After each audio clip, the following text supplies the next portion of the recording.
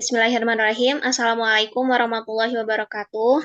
Kami dari kelompok 3 akan menjelaskan mengenai prosedur dan aspek formil arbitrase. Yang beranggotakan saya sendiri, Krimaul Norofi, kemudian ada Syifa Lutfia dan Sarah Putri Fadilah.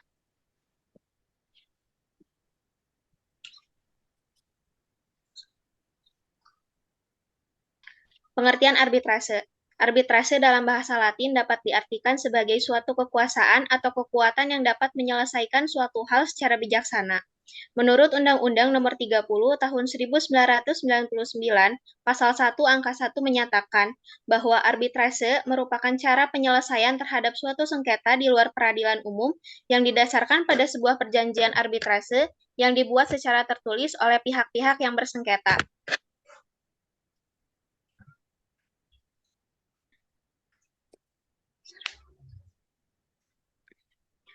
Lembaga arbitrase adalah lembaga yang berfungsi sebagai suatu alat yang dapat menyelesaikan sengketa yang sedang terjadi di antara para pihak. Cara kerja arbitrase sama seperti peradilan, sehingga masyarakat sering menyebut sebagai pengadilan swasta. Suatu sengketa yang dapat diajukan ke arbitrase harus mendapatkan kesepakatan terlebih dahulu dari masing-masing pihak.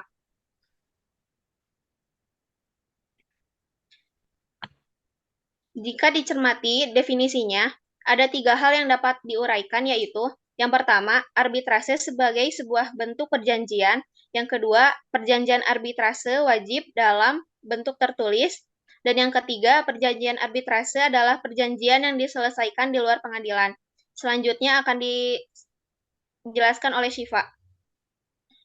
Tahapan proses arbitrase. Para pihak yang akan menempuh proses arbitrase sebagaimana diatur dalam Pasal 8 Undang-Undang Nomor 30 Tahun 1999, yakni sebagai berikut. 1. Dalam hal timbul sengketa, permohonan harus memberitahukan dengan surat tercatat, telegram, email, atau dengan buku bahwa syarat arbitrase yang diadakan oleh pemohon.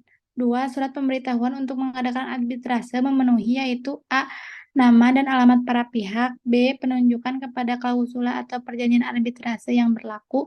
C. Perjanjian atau masalah yang menjadi sengketa. D. Dasar tuntutan dan jumlah yang dituntut apabila ada. E. Cara penyelesaian yang dikehendaki. Cemex versus Semen Padang. Perselisihan Semen Padang merupakan akibat dari permasalahan yang muncul pasca terjadinya perubahan penyelenggaraan sistem pemerintahan daerah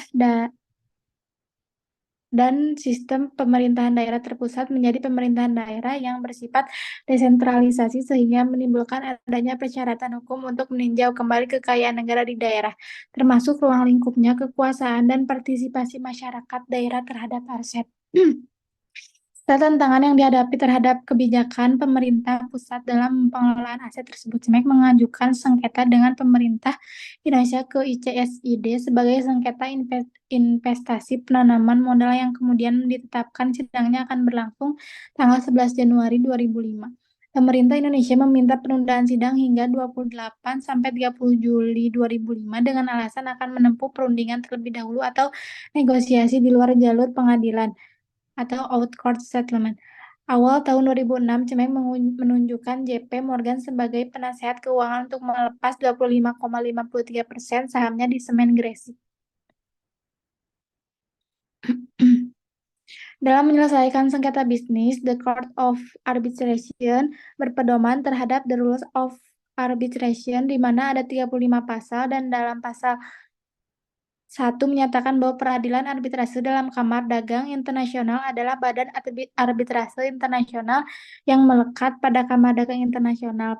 Peradilan ini memiliki fungsi untuk memberikan kewenangan terhadap badan arbitrase untuk menyelesaikan sengketa bisnis yang bersifat internasional yang sesuai dengan kepentingan-kepentingan tersebut. Dalam kasus CIMEK ini, pembatalan yang dilakukan hanya berupa pembatalan pengajuan untuk menyidangkan sengketa dan Semen Padang atau pemerintah Indonesia, bukan pembatalan putusan sidang arbitrasenya karena sidangnya pun belum sempat dilaksanakan. Jadi mungkin hanya syarat formal A dan B saja yang harus dipenuhi. Yang selanjutnya akan dijelaskan oleh Sarah.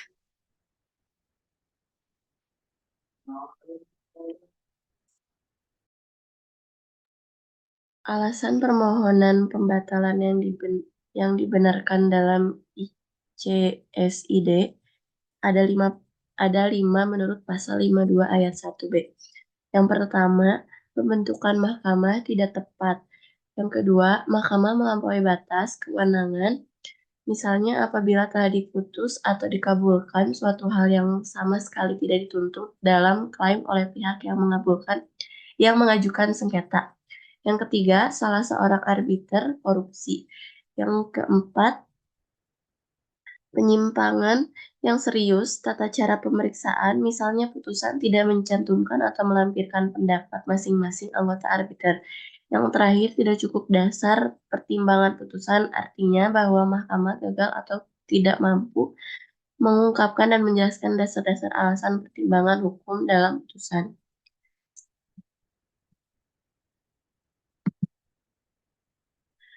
Yang yang berikutnya, perjanjian yang diadakan oleh para pihak tentang yang jumlah arbiter yang dikehendaki dalam jumlah ganjil. Poin ketiga, surat pemberitahuan untuk mengadakan arbitrase memuat sebagai berikut. Yang pertama, nama dan alamat para pihak, kemudian penunjukan kepada klausa atau perjanjian arbitrase yang berlaku. Yang ketiga, perjanjian atau masalah yang menjadi sengketa. Berikutnya, dasar tuntutan dan jumlah yang dituntut apabila ada. Kemudian, cara penyelesaian yang dikehendaki. Dan yang terakhir, perjanjian yang diadakan oleh para pihak tentang jumlah arbiter yang dikehendaki dalam jumlah ganjil. Di slide berikutnya, penjualan saham Cemex kepada Raja Wali Group menyebabkan akta CPSA dengan Cemex diakhiri dan direvisi kembali, yang salah satu revisi tersebut berisi pencabutan pengadilan arbitrase.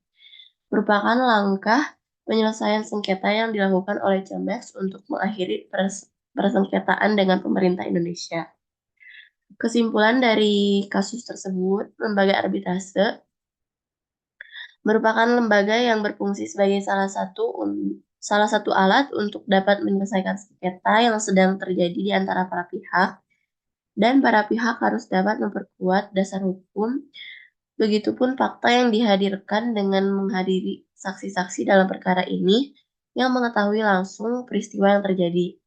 Berikutnya, kemunculan arbitrase harus diperjanjikan dalam bentuk yang pasti, yaitu dalam bentuk tertulis, karena bentuknya yang tertulis sehingga memiliki konsekuensi. Apabila tidak ada suatu perjanjian tertulis yang menyatakan bahwa penyelesaian sengketa di luar pengadilan, maka tidak ada lagi arbitrase. Berikut yang bisa kami sampaikan. Terima kasih. Wassalamualaikum warahmatullahi wabarakatuh.